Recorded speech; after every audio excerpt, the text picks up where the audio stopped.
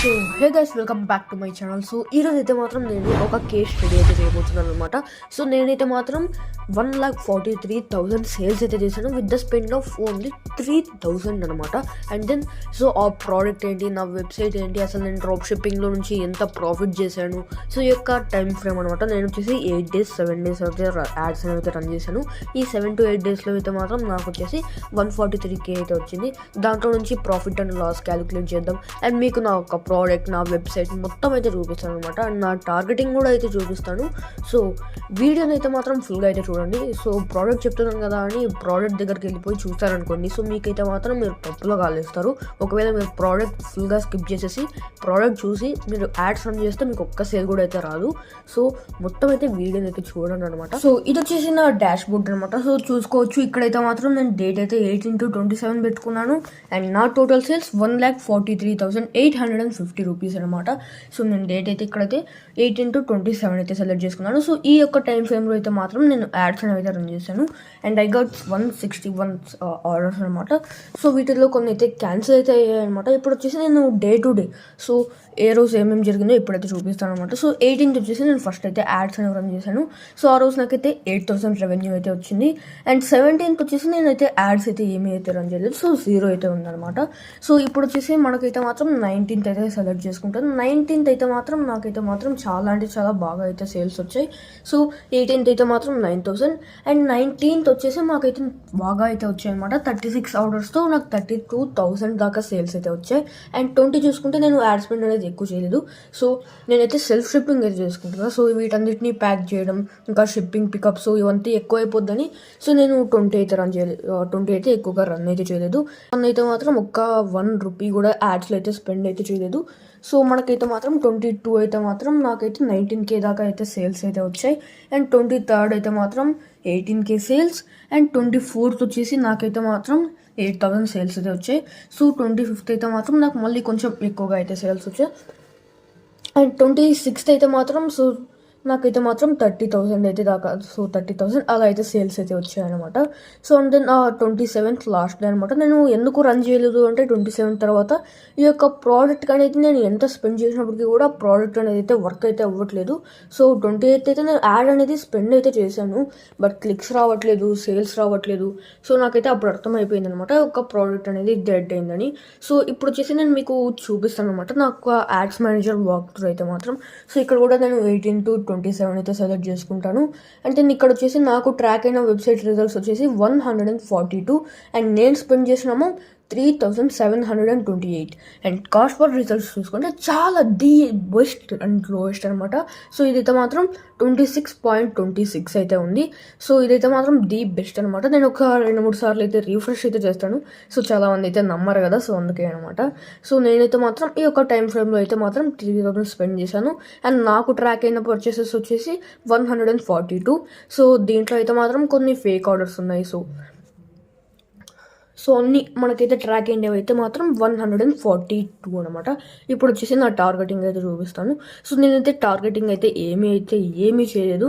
ఎందుకు అంటే మాత్రం సో మనకేంటంటే మెటా యాడ్స్లో మనం రిలీజ్ చేసిన అయితే మాత్రం టార్గెట్ అయితే చేయలేం. సో నేను కొన్ని అయితే మాత్రం ఎక్స్క్లూడ్ అయితే చేశాను. ఏవైతే హై లో డెలివరీ రేట్ ఉంటుందో వాటిని అయితే ఎక్స్క్లూడ్ అయితే చేశాను అనమాట. అండ్ దెన్ నేను చూసుకుంటే ఇక్కడ అడ్వాంటేజ్ ప్లస్ ఆడియన్స్ అయితే అలానే వదిలేసాను. సో నార్మల్గా అయితే మాత్రం టార్గెటింగ్ చేయాలంటే ఒరిజినల్ ఆడియన్స్ ఆప్షన్ ఆన్ చేసుకోవాలి, బట్ నేనైతే ఆన్ చేయలేదు. ఎందుకు అంటే మాత్రం సో ఇలా ఆన్ చేస్తే మనకి ఏంటంటే రిలీజియస్ ఐటమ్స్ని అయితే మనం టార్గెట్ అయితే చేయలేము అనమాట మెటాలో, లైక్ హిందూయిజం కానివచ్చు. సో ఇలా అయితే మాత్రం టార్గెట్ అయితే చేయలేను. సో అందుకైతే మాత్రం మనం రిలీజియస్ ఐటమ్స్ని టార్గెట్ చేయలేము కాబట్టి నేను ఇలా అడ్వాంటేజ్ ఆడియన్స్ని అయితే అలానే వదిలేసాను. సో ఇదేంటంటే ది బెస్ట్ అనమాట. ఒకవేళ మీరు కూడా నేను చేసే ప్రోడక్ట్ చేయాలి అనుకుంటే నేను ప్రోడక్ట్ అయితే చెప్తాను. అండ్ ప్రోడక్ట్ అనేది డెడ్ అయింది అన్నాను కదా, సో దానికోసం అయితే మాత్రం మీకు వేరే ఆల్టర్నేటివ్స్ అయితే చెప్తాను. సో నేను చేసిన ప్రోడక్ట్ వచ్చేసి ఒరిజినల్ కరుంగలి మాల అనమాట. సో ఇదైతే రొపోసోలో ఉంది, బట్ నేను ఎప్పుడైతే రొపోసోలో టెస్టింగ్ కోసం ఆర్డర్ చేశానో వాళ్ళైతే వేరే ప్రోడక్ట్ అయితే పంపించారు. సో అదైతే వుడ్ది కాదనమాట, ప్లాస్టిక్ది. సో నేనైతే మాత్రం అంతగా అయితే తీసుకోలేదనమాట. సో ఇంకా నేను రొపోసో నుంచి అయితే మాత్రం నాకైతే అంత అస్సలు నచ్చలేదు. ఎందుకంటే ఇలా ఫేక్ ప్రోడక్ట్స్ అనేది డెలివర్ చేస్తే మనకు ది వరస్ట్గా అయితే ఉంటుంది. సో అందుకే అయితే మాత్రం నేను వచ్చేసి సెల్ఫ్ షిప్పింగ్ అయితే చేసుకుంటున్నాను అనమాట. దీన్ని అయితే నేను 900కి అయితే సెల్ చేస్తున్నాను.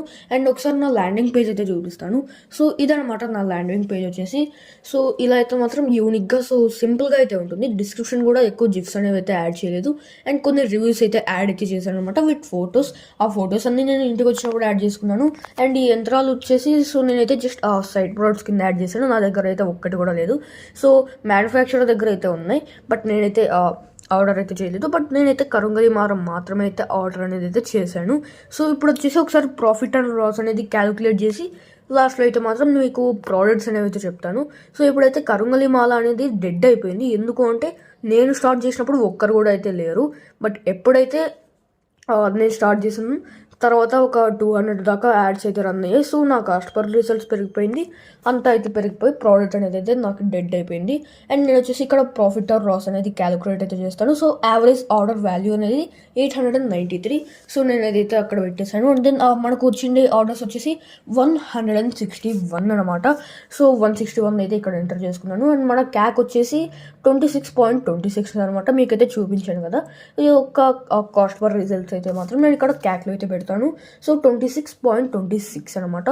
సో నేనైతే ఇక్కడ 26 అనేది అయితే సెలెక్ట్ చేసుకొని అండ్ దెన్ మన రియల్ క్యాక్ వచ్చేసి 29 అనేది చూపిస్తుంది. ఎందుకంటే క్యాన్సిలేషన్ రేట్ వచ్చేసి 10% అయితే ఉంది. బట్ నా యొక్క క్యాన్సిలేషన్ రేట్ వచ్చేసి 10% అయితే కాదు, 8% అయితే ఉందన్నమాట. సో మనకు వచ్చేసి 148 ఆర్డర్స్ అనేవి కన్ఫర్మ్ అయితే అయ్యాయి. సో నేనైతే మాత్రం ఇంక్లూడింగ్ GST 4186 రూపీస్ అయితే స్పెండ్ అయితే చేశాను అనమాట. సో ఇది వచ్చేసి నా డెలివరీ రేట్. సో ఇదైతే షిప్ రాకెట్ అనమాట. సో నా యొక్క డెలివరీ రేట్ చూసుకుంటే 41.7% అయితే ఉంది. సో నేను 41 అనేది అయితే సెలెక్ట్ అయితే చేస్తాను అనమాట. ఎందుకు అంటే ఇంకా 0.7 అనేది ఇక్కడ మ్యాటర్ అయితే కాదు.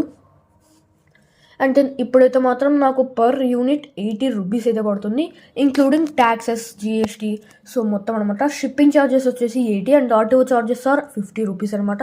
ఎందుకంటే నాకైతే మాత్రం ఈ యొక్క ప్రోడక్ట్ అనేది చాలా లైట్ వెయిట్గా అయితే పడుతుంది.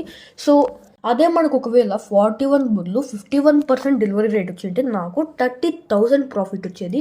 అండ్ అదే 61% అయితే 41 అండ్ 71% వచ్చింటే నాకైతే మాత్రం 52K ప్రాఫిట్ అనేది అయితే ఉండేది.